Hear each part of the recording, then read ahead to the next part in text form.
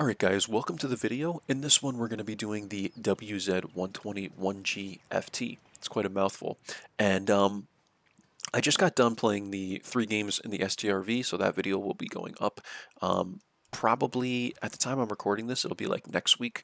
But you know, obviously you guys will see it when it's posted. And in the WZ guys, the WZ-120, this tank is good. I wouldn't say it's great. A lot of people think it's OP, but the accuracy is what kills this thing. The way I have it set up is putting the improved aiming class 1 on the first slot so that we have a -7% aiming circle size. And then I have aim tuner, and I have enhanced gun laying drive, rather it's called. And then I have the IRM. And the IRM, guys, the improved rotational mechanism, very effective when you're moving the tank around or after you shoot, you know, that kind of thing. It really, you know, kind of shrinks that how big the bloom gets after you move or after you shoot and stuff. So I highly, you know, recommend that. I also run, you know, 100% snapshot and 100% smooth ride on this thing, and that just really helps keep the bloom down to a minimum because it's very important with this tank, guys. You know, even after this -7%, we're at a 0.32 dispersion, but the aiming time is what also kills us. If the gun is just so derpy, guys, you know, it's nothing like the STRV. It's very inaccurate from longer ranges. However, there are some games where I will hit literally every shot, and then some games where RNG is just saying you're not going to hit shit, basically, and I won't hit anything. This tank is also quite good at brawling, guys. You know, it has decent armor, and you know, it's angled pretty perfectly here. It's like, you know, a perfect like 45-degree angle. So, you know, you're bouncing shots in this thing.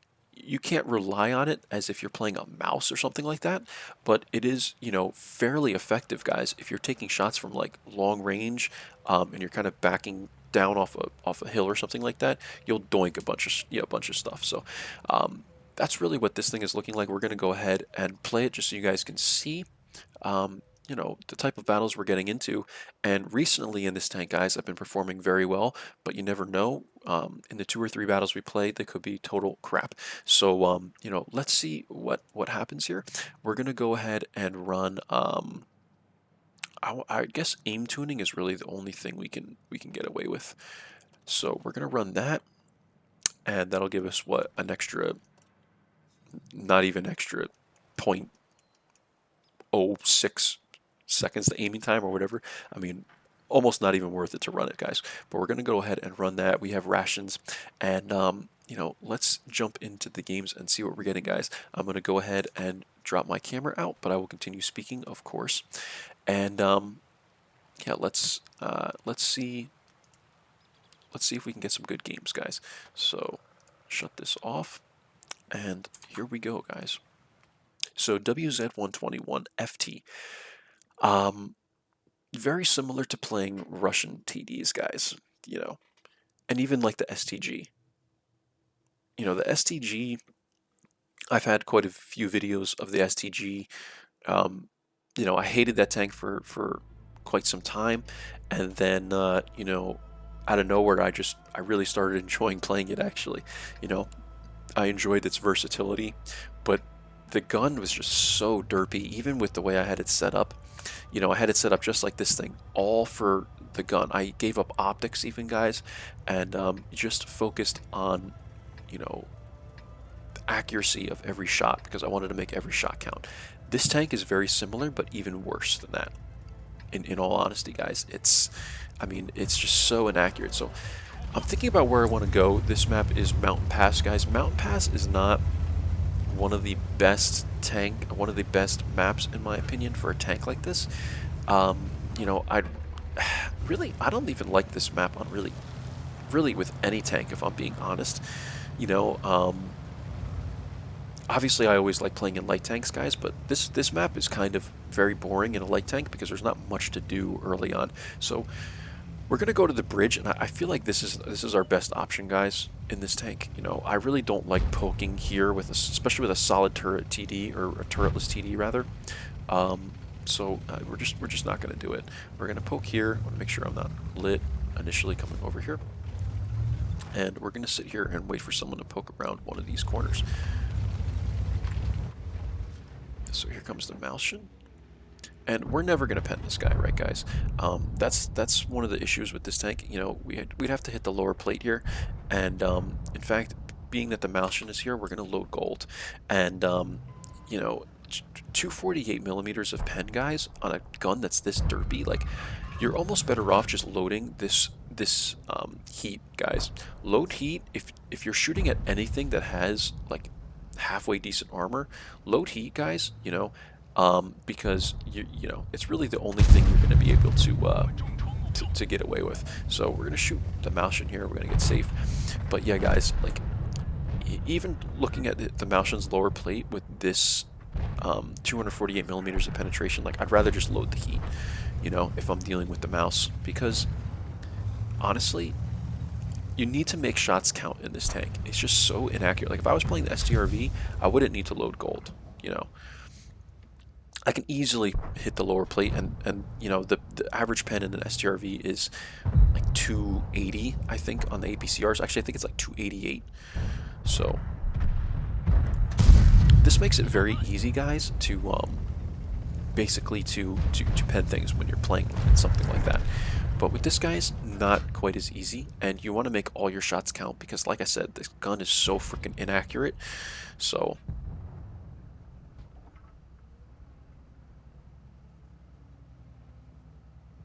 we're trying to hit this guy's. Ooh, that was close. We're trying to hit this guy's cheek, but it doesn't look like we're hitting those shots, and that's okay, guys. You know, it's to be expected in a tank like this, like I said. I know this guy doesn't have the view range to spot me, but and you know, another thing to note on this, guys, is the concealment is pretty good as well.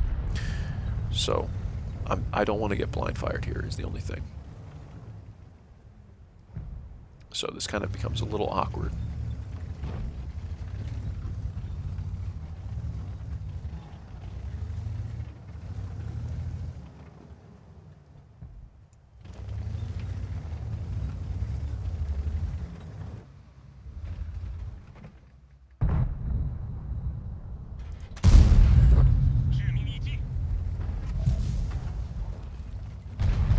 So we're just kind of playing games here with the Malshin.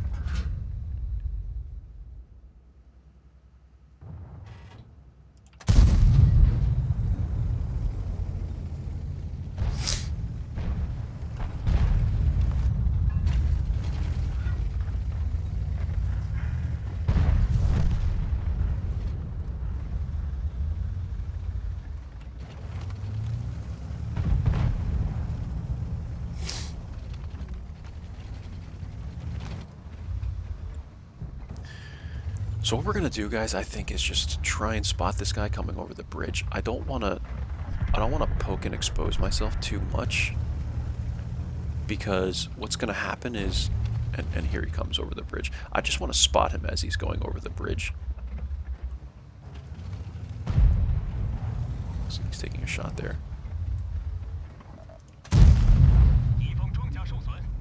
And we have SC-130 coming up. So there we go, guys, 956 spotting damage on the SU-130, and this is why I wanted to spot them coming across the bridge, because what happens is you got a G-SOAR and an STRV sitting right here,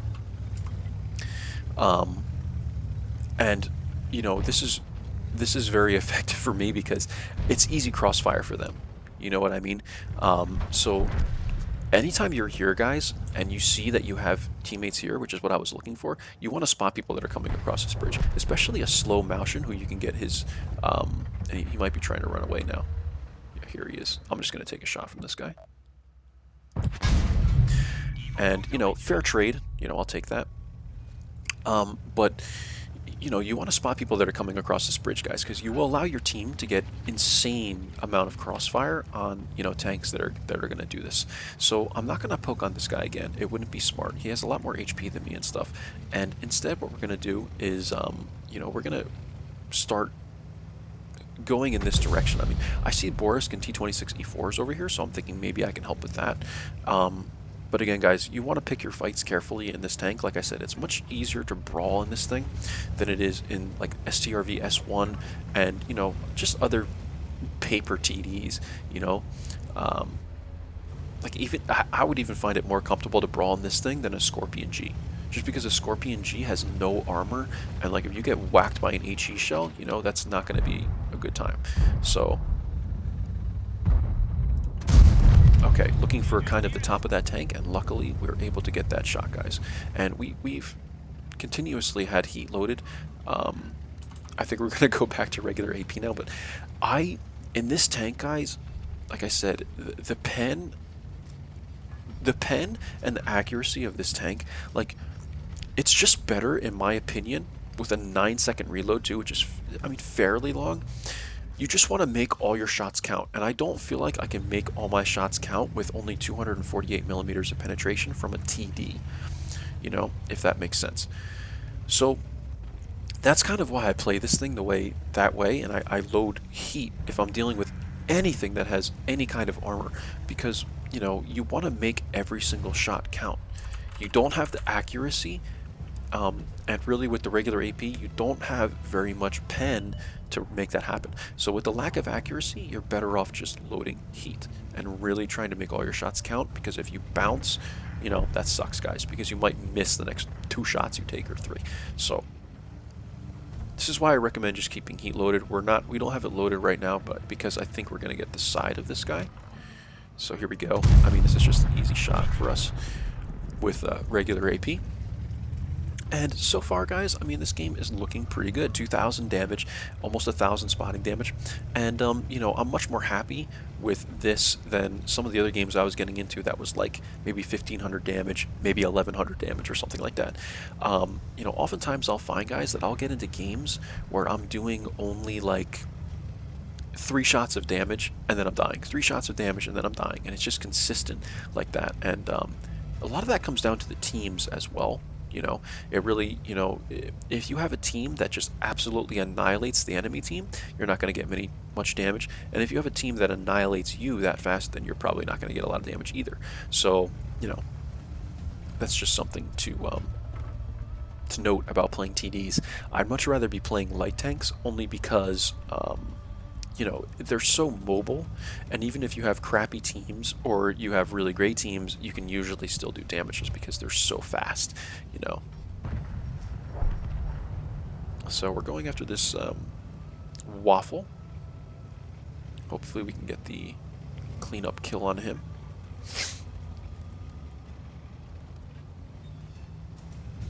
I would like to think he's probably going to do something like this, yeah.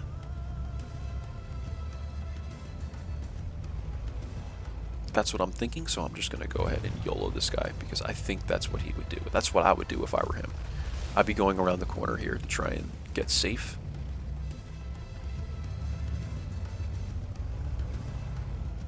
And we're just YOLOing this guy. I'm pretty sure he can kill me. With 611 HP, maybe, or maybe that's not the waffle gun. I'm not sure. I never know the DPM or the alpha damage on these tanks, guys. So as it turns out, he goes all the way around, not giving us a shot, guys, but it is what it is. 2004 damage, 956 assist, and that's not bad, guys. You know, especially for Mountain Pass. You know, Mountain Pass is not one. I mean, for TDs, I guess it's not a terrible map, but you know, Mountain Pass just for a lot of people, and especially me, is it's just not one of the easiest maps to play, simply because it's, you know, it's not open. You know, there's so many obviously giant mountains, but you have like different sides of the map, and it's very hard to get crossfire, except when you're playing where that STRV and GSOR were playing, guys, right? You know, there's just not a lot of crossfire opportunity because you have these giant mountains. So you have like the left side of the map, the middle of the map, the right side of the map, and that's it. You just have parts of the map. So you kind of have to pick where you're going to go early on. You know, and unless you're in like a light tank, it's very hard to kind of, you know, what's the best term for this? You know, kind of scout the map. So let's go ahead and play depending on how the second game goes, maybe we'll play one, maybe two more. And guys, like I said, that performance, I'm totally okay with that. You know, the WZ can be an awkward tank, with being that it's turretless, and I'm never good with turretless tanks. They all just feel awkward to me, guys. So you know, when you're playing in these tanks, just try and any turretless tank, guys, always try to stay back when you first start off the game. I see a lot of people just get too aggressive in them, and that's the mistake they make. These turretless TDs, they're good. They do a lot of damage and stuff like that, but they're just they're not very versatile because you have no turret. You know what I mean? So people can easily flank you and stuff, even if you have very good traverse speed. So just always, be aware of that, guys. And that's just something I will always recommend. People just tend to get way too aggressive, even with any tank. Light tanks, medium tanks, they just get too aggressive, and that's obviously one of the big problems. And oftentimes I find myself doing the same thing. It's better just to camp it out at first, guys.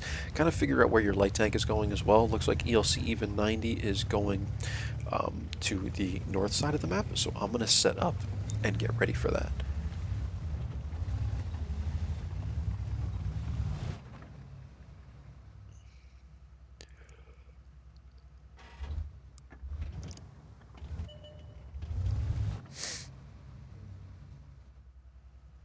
What are the chances?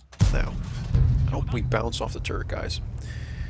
And again, this is why I highly recommend loading heat, because you need to make all your shots count in this tank. I think it was lucky that we were able to hit that guy.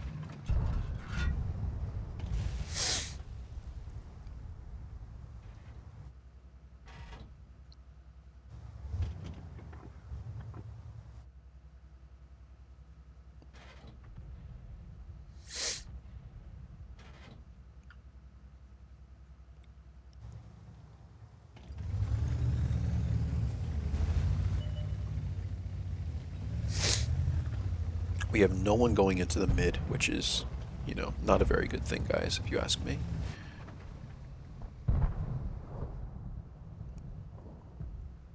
Borisk is here. Try a shot. Bad shot by me, honestly. But I was like a mile away, so chances of that going in anyway were slim.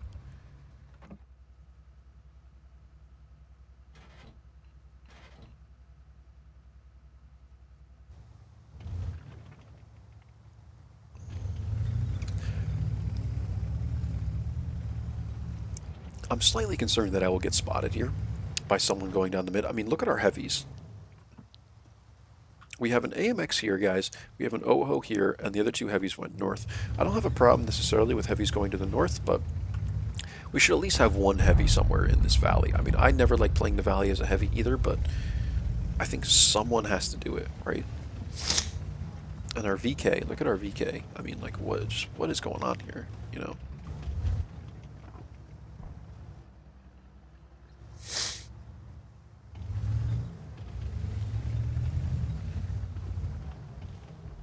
I normally like playing the south side of this map, guys, even in TDs, but the problem here is that I'm not seeing much over there. It looks like our team is pressing.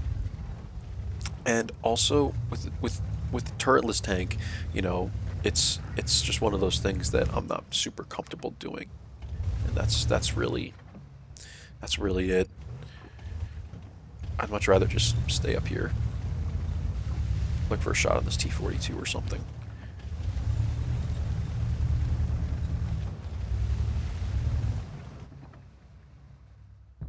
I just don't know if we're gonna get anything.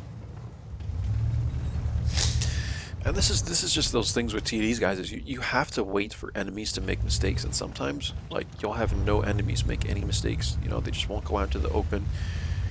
Every game is different, so I think from here we're gonna move up. Like, at this point, guys, I haven't gotten shots in about 4 minutes, so course, as soon as we move, the T-42 is on the move. But I think we might be able to get a shot into this guy. He's probably going to stop here. STRV is sniping from the back. No surprise there. And here we go, guys. Here's why I just really dislike playing TDs sometimes, is because it's just boring. You know, it's just boring. And, you know, you find yourself in these predicaments where you want to do damage, and then, you know, you move up 50 feet, 100 feet, whatever, and, you know, it's like you're getting hit, you know, so...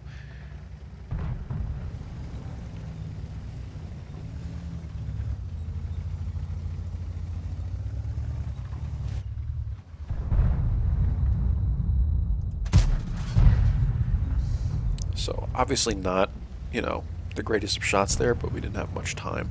So I'm trying to decide what I want to do here, guys. I think we're going to go and now help this Borisk. Here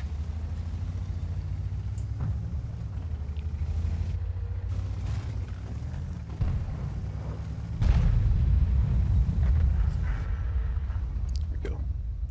I'll help you. I'm in your debt. Okay, but you have to spot these guys coming down.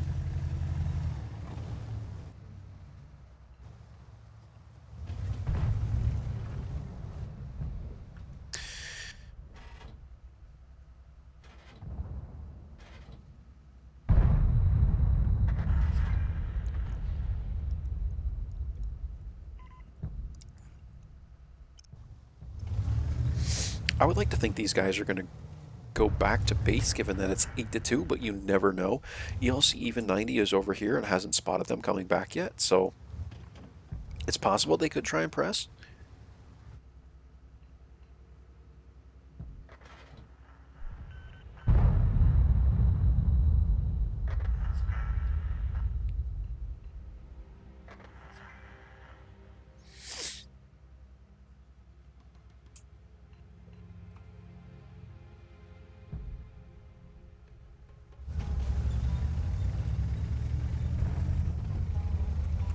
Oh, here goes the IS-2.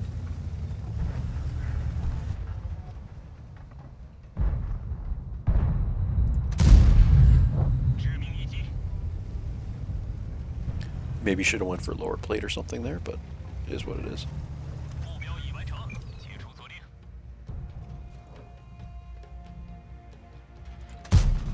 There we go, guys. We actually got one shot off this game that hit. So this is why, again, like I say, I just load heat in this thing, because like you do not want to have a bounce. If you have a bounce, it could ruin your game, because you might miss like the next 3 freaking shots that you take. So you're almost better off just loading heat. You know, I know people always complain about loading, you know, gold rounds, but honestly, in a tank like this, where you're going to miss half your shots anyway, you want to make the ones that hit count. So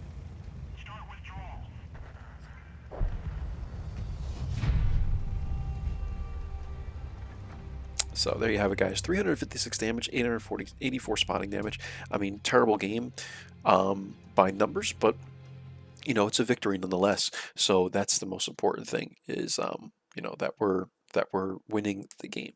So to me, like, yeah, I'm upset with that performance, but there wasn't really much else to do there, guys. And this is kind of sometimes how these games are looking. It's just, you know, there's just nothing to really do safely. And you know, this is why I always prefer to play light tanks or more mobile tanks. Just because sometimes it can get boring, guys, you know, playing TDs. And you know, light tanks, it's never boring. Even if you get absolutely wrecked, or your team absolutely wrecks the enemy team, you're always going places where you're spotting people or shooting. So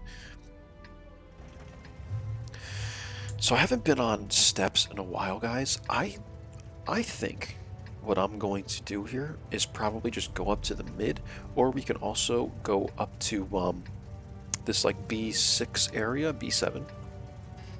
So that's an option. I'm thinking at first we're probably going to poke up in this area here on the map, and then we'll probably go over to like B6, B7 area and just see what's going on over there.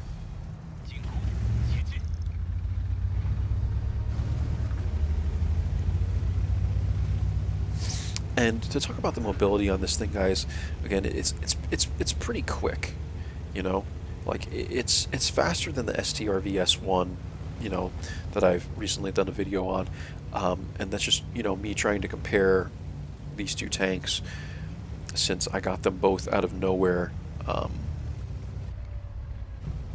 As I don't know if it was like the 1 year gift or something like that from my account. I have no idea, guys, if I'm being honest, but yeah, I mean, the mobility is pretty good, guys. It's pretty good. You know, it's not lacking by any means. So that's one thing that kind of you can use to your advantage in this tank, and you know, reposition to you know, to really help your team out.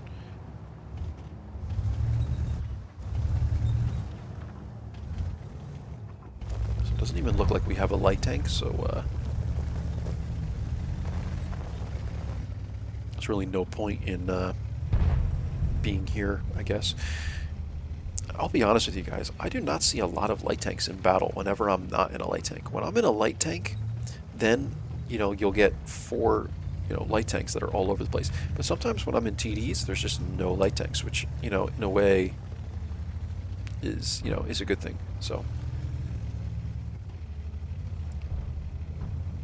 I'm thinking, given this scenario, guys, we're going to go ahead and play in this area for now. Let's get into this area. Let's get a shot into this T10.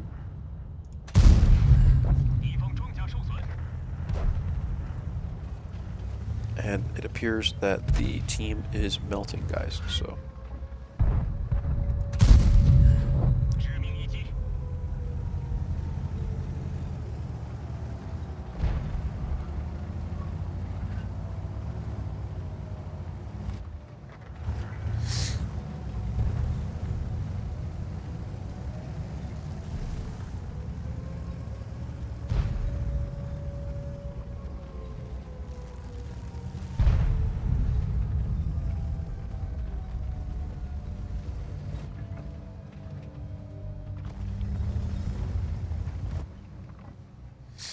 So we're going to kind of wait for these guys to press around the corner, and if they do, looks like a lot of them are probably going to stay on cap.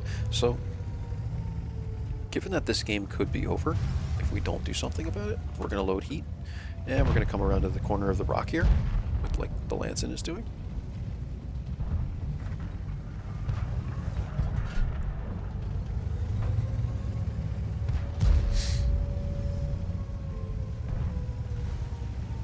STRV is spotted in the back. Pull back, dude. Pull back. Give me a shot, please.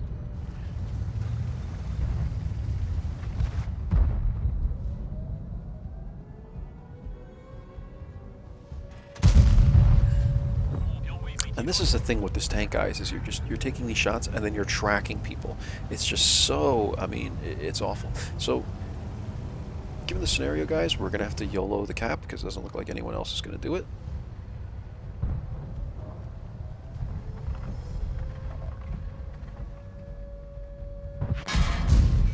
And we missed that shot. So again, guys, with this tank, I mean, it's just so awkward, you know.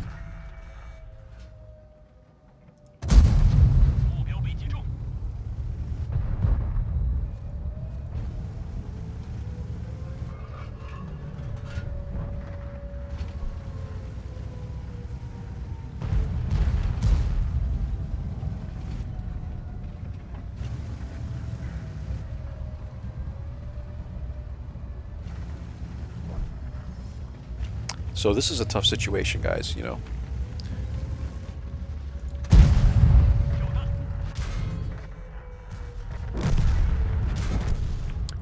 And there you have it, guys. 772 damage, 403 assist, and you know, these are the types of games that I often get into.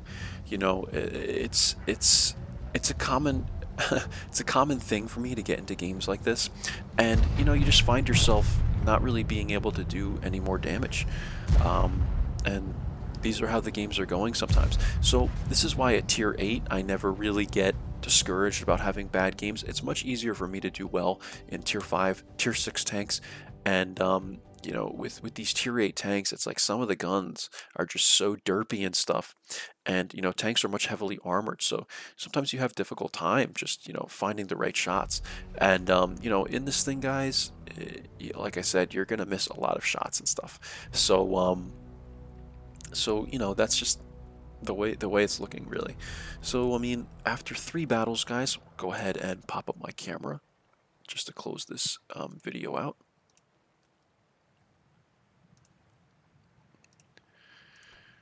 So after 3 battles, guys, we're doing 1,044 damage, 559 assist. That's giving us about a 1,600, yeah, I want to say about a 1,600 overall score. And this is, for me, honestly, average at best, guys.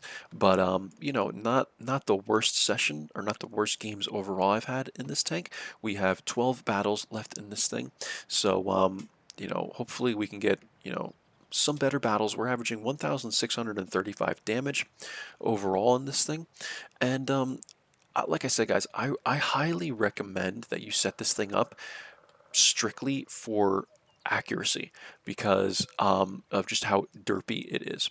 So there you have it, guys, in the WZ-120, and I hope you enjoyed it, and I will see you guys for the next video. Bye bye.